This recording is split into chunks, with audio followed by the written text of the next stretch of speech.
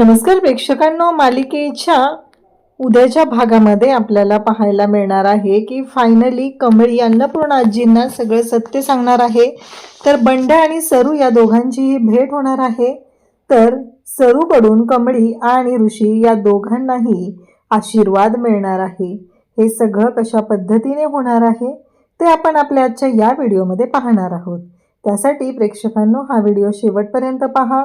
त्याचबरोबर चॅनलवरती नवीन असाल तर चॅनलला नक्की सबस्क्राईब करा, कारण बंड्याने फायनली ओळखलेला आहे आणि सरूकडे तो पोहोचलेला आहे। तर इकडे रागिनी, कामिनी आणि अनिका यांनी सगळ्यांनी आता DNA सॅम्पलसाठी ज्या गोष्टी होत्या त्या सुद्धा मिळवलेल्या आहेत। जे सॅम्पल हवे होते ते मिळवलेले आहेत आणि ते सॅम्पल त्यांच्या हाती लागलेले आहेत। आता DNA सॅम्पलचा रिपोर्ट आला की मग त्या सगळ्याजणी मिळून राडा करणार आहेत। तर नक्की काय होणार आहे ते आपण या व्हिडिओमध्ये पाहूयात। अन्नपूर्णा आजीला आता ह्या सगळ्याजणी बोलत असतात।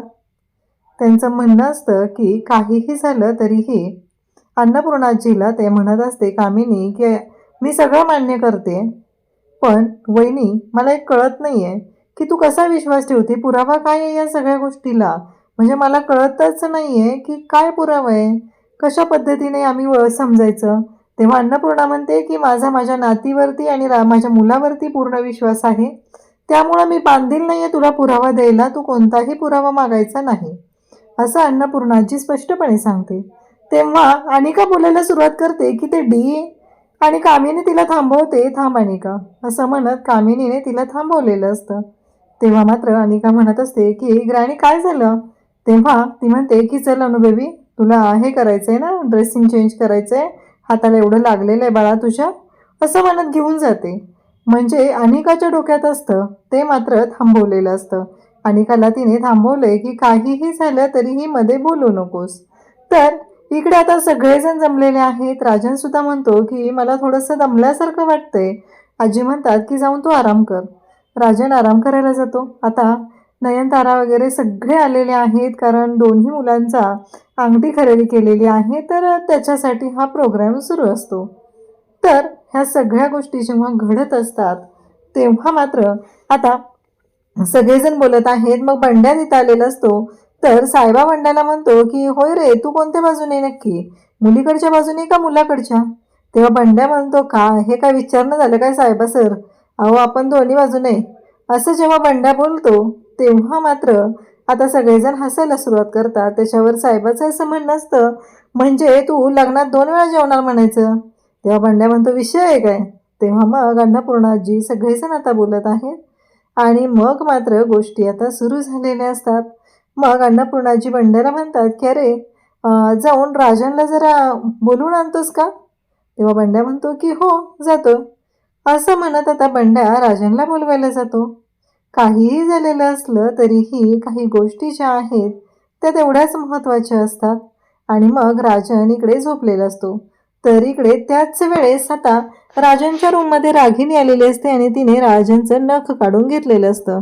आणि त्याचबरोबर इकडे कमळीची पण तयारी झाली आहे का बघायला अन्नपूर्णाजींनी इकडे निंगीला पाठवलेलं असतं कमळीला घेऊन ये म्हणून।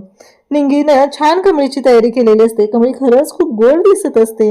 या सगळ्या गोष्टी झालेल्या असतात आणि मग मात्र अन्नपूर्णाजींनी सांगितलेलं आहे त्या पद्धतीने सगळ्या गोष्टी सुरू होतात। मग कमळीला न्यायला निंगी येते आणि त्यानंतर दरवाजावर मोबाईल राहिल्यामुळे ती पुन्हा माघारी येते। आता मोबाईल राहिला, नक्की काय झालं? मग ती म्हणते की अरे इथला कंगवा खाली कसा पडला, हा तर खाली नव्हता पडलेला, असं म्हणत ती विचार करायला लागते। तेव्हा मात्र इकडे या तिघी जणी मस्त खुश झालेले असतात आणि तिघीही म्हणत असतात की चला फायनली या सगळ्या गोष्टी आता आपल्या म्हणण्याप्रमाणे झालेल्या आहेत, फक्त काहीही बोलायचं नाही। कोणी काहीही म्हटलं तरीही अनिका लक्षात ठेव, साखरपुडा त्या दोघांचा होणारच नाही।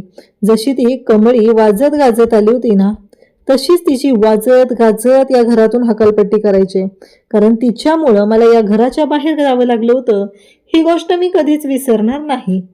आणि त्याचबरोबर ह्या सगळ्या गोष्टी घडत असतात तेव्हा मात्र अन्नपूर्णाजी इकडे कमळीची वाट बघत असतात। तर साहेबा सुद्धा म्हणत असतो की अहो ते नवरी मुलगीला बोलावा ना, आमचा नवरदेव जरा खोळंबलाय ना, असं साहेबाचं बोलणं चालू असतं.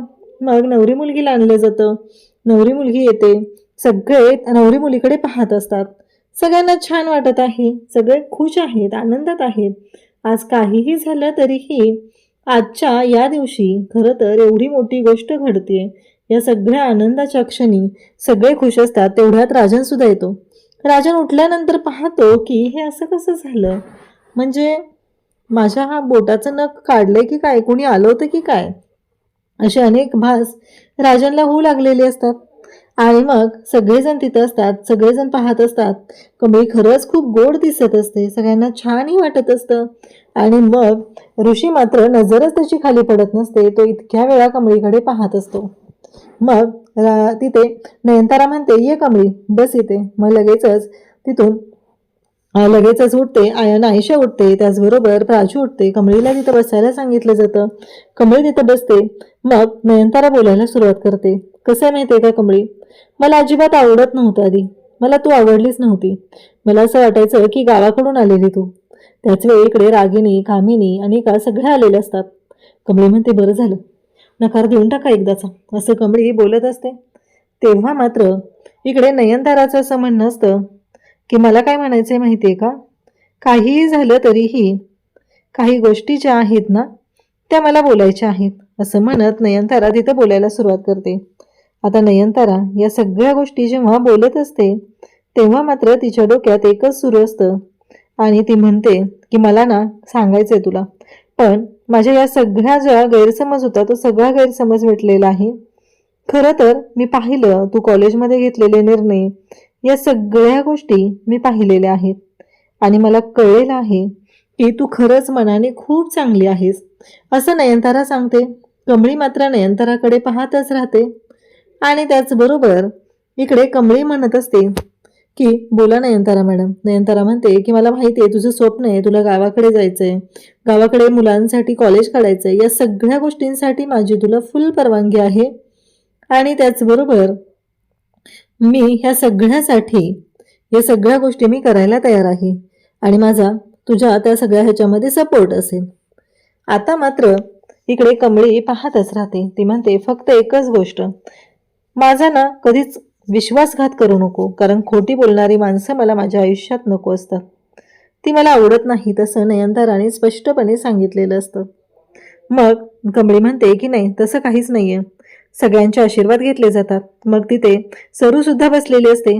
मग सरूचा सुद्धा आशीर्वाद घेतला जातो. आणि आता मात्र नयनताराची लाडकी सून ही नयनतारा सोबत आहे आणि मग कमळी आणि ऋषी दोघंही सरूचा आशीर्वाद घेतात. कमळीला जेव्हा तो सरूचा जो स्पर्श आहे त्यातून जाणवत असतं की ही माझी आई आहे.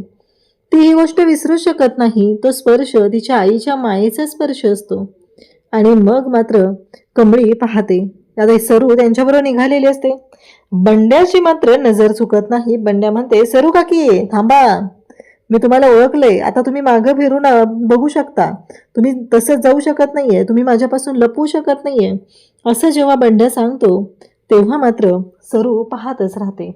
कारण आता बंड्याने ओळखलेलं असतं, बंड्याला कळलेलं असतं की ती त्याची सरू काकी आहे आणि म्हणूनच बंड्याने थांबवलेलं आहे.